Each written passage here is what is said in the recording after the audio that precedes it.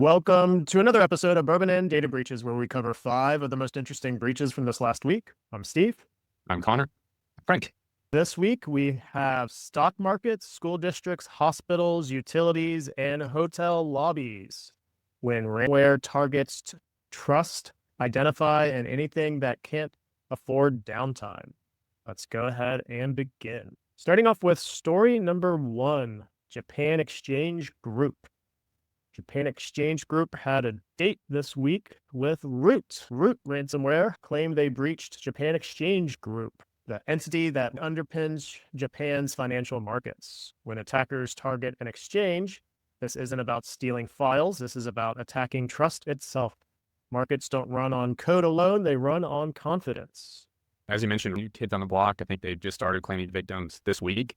So interested to see where they go. But looking at their victim list so far, very finance focused. And this is no exception to your point, Steve. There's always a risk of trust being compromised heavily whenever market systems are involved. There's a lot of proprietary information, company data, internal controls. This could impact regulators, investors, market decisions. It could have a huge impact, but definitely something to keep our eye on, and also a group to keep our eye on as well. Well, you guys named it. It doesn't seem like the money matter in the typical sense. It's more about confidence in numbers, in legitimacy. Markets don't collapse because files are stolen. They do because people stop trusting the numbers. Even the claim of access is enough to introduce the germ of doubt, which is the cheapest way to mess with a financial system. They don't need to touch trading engines to win attention here. Getting close to core market infrastructure is already enough.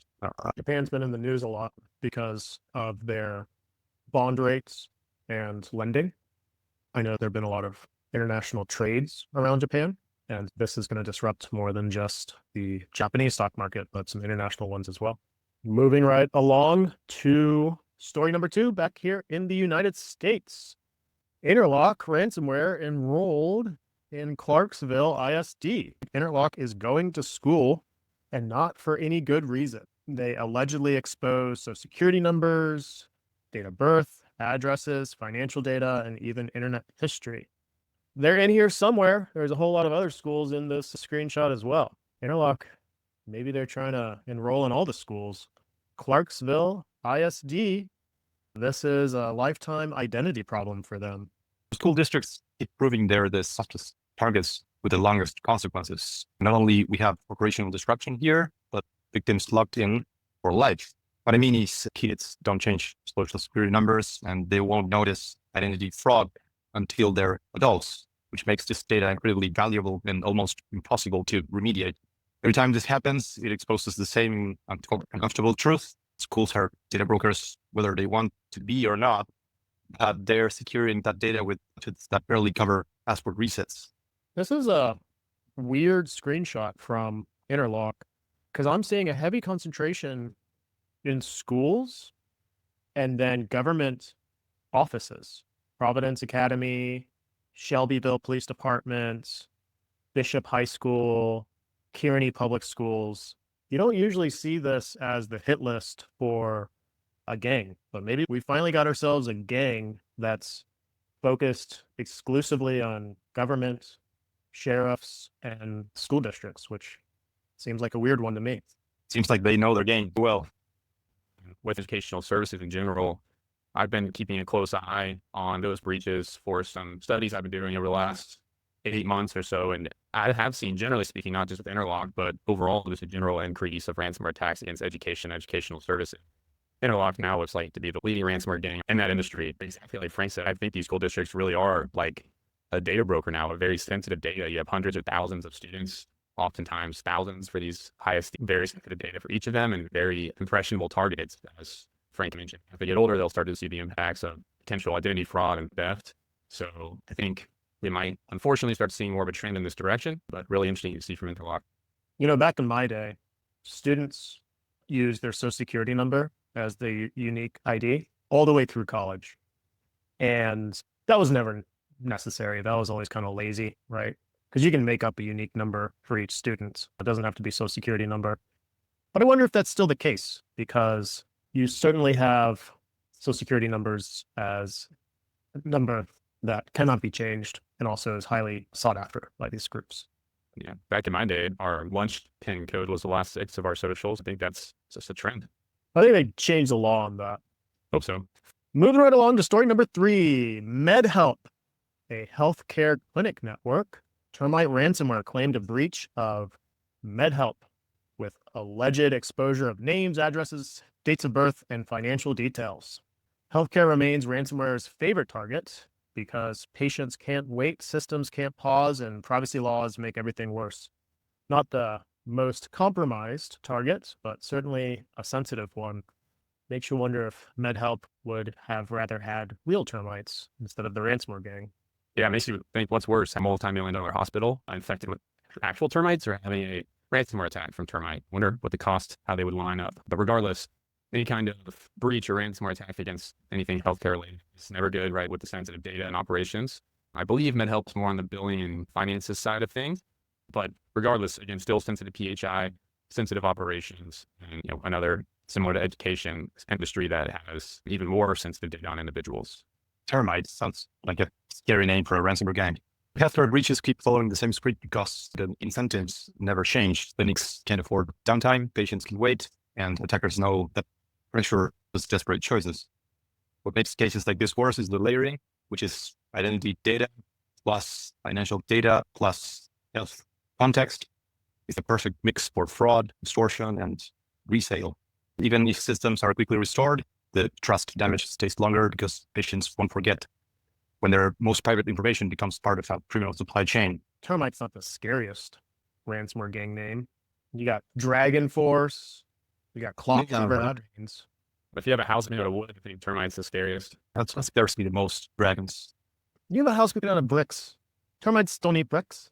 Wooden roof, so could be a target. Moving right along to story number 4, and I can't pronounce this one. Sorry. Twerk Ostal Zellerfeld. That's the first and last time I will say this company's name. Sorry to any German viewers. This is a municipal utility provider in Germany. And SafePay ransomware got a hit on them. That's right. SafePay expanding out to a German municipal utility. Even if attackers start with billing or admin systems, utilities are tightly coupled. You don't want ransomware anywhere near the organization that handles your water, power, or heat. Allegedly, this company that I cannot pronounce does those things. I'm going to give you a shot about that. Westerfeld, probably closest. It's Zellerfeld. All I think right. it's Seller. My wife is of German origin, but does not speak German. What's going on? Well, I'm just saying. You lived in it. You should have learned some. I go to Wurstfest every year. I don't think that helps us either. This wonderful organization that has a very hard to pronounce name, they had a date with SafePay, which I can say that one. Municipal utilities sit in that dangerous space between boring and real world impact.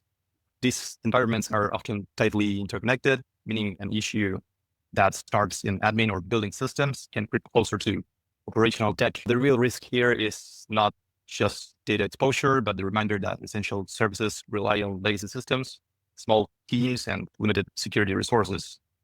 In that scenario, ransomware doesn't need to shut off the lights to cause panic. It just needs to prove it might be able to. I'll start with a fun stat since we're getting close to the end of 2025. So across all of 2025 for SafePay, we've seen 333 total victims so far. I'm sure there'll probably be a few more before the end of the year, but that only makes SafePay the 6th most active gang that we've seen in 2025, 10th for the number of victims, which is pretty crazy to think about when the 6th most active ransomware gang has about 1 victim per day. But back to this particular municipality or municipal utilities, may sound boring, but it is critical infrastructure. Based off the name, I'm assuming this is in the EU. And we have newer regulation in the EU called DORA, supply chain monitoring risk requirements for critical infrastructure. I think this is an example of exactly why the regulation was put in place. Anything that is utility or critical infrastructure based that has a ransomware attack or compromise can cause significant issues for the community, for businesses, for individuals, and so on and so forth. Story number 5, CVK Hotels and Resorts. Unfortunately for them, Inc. ransomware checked in. Inc. ransomware breached CVK Hotels and Resorts. With customer data noted in the report. Hospitality breaches are always high volume and high impact. Reservations, passports, payments, and loyalty profiles all tend to live in one big, very attractive database. I would like to thank CVK for having a name that I can pronounce. these properties look wonderful. So I bet Inc. had a good time checking into their hotel. I'll start with another fun stat. I just mentioned Safe Ransomware as the 6th most active gang. Inc. is right next to them with 356 claimed victims this year. A lot of ransomware gangs with a lot of victims. I think from an alarming trend in general, I'm curious what 2026 will bring. I'm sure those numbers, unfortunately, will only go up. Here we have a hospitality victim where everything is digital check-ins, digital concierge. With all of that comes a lot of digital information. Hospitality becomes a big target for ransomware gangs. This kind of data on the customers could result in fraud, identity theft, knowing travel plans, when people will or will not be at home or traveling.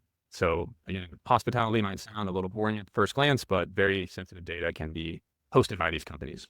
Their full name, I cannot pronounce, but I will attempt it anyway. CVK Mineral Maiden Clinic Nakul Insantik. Also, they have hotels in Istanbul and they have resorts. I was just going to say that. Try that in Turkish. I cannot speak. No, I can't speak Turkish.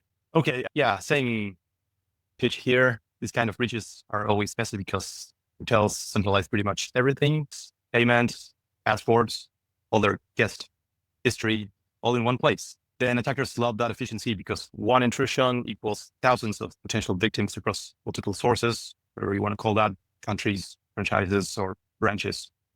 And unlike retail breaches, hospitality data has a long, say, shelf life. Travel records and IDs stay useful for years. For guests, the damage follows them home, and for hotels, their digital hit lasts much longer than the season. It looks like they only have hotels in Turkey and potentially only hotels in Istanbul, which is odd because we don't typically see Istanbul-based companies as a target of ransomware. We'll take away countries from the equation. This is just a very interesting one, right? Not a hotel that was on my watch list, but certainly a hotel that was on Inc. Ransomware's watch list.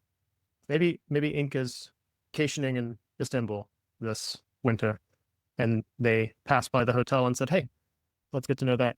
Just reminds me of Carmen San Diego. Have you played that? Mm-hmm. Yeah. Well, Okay.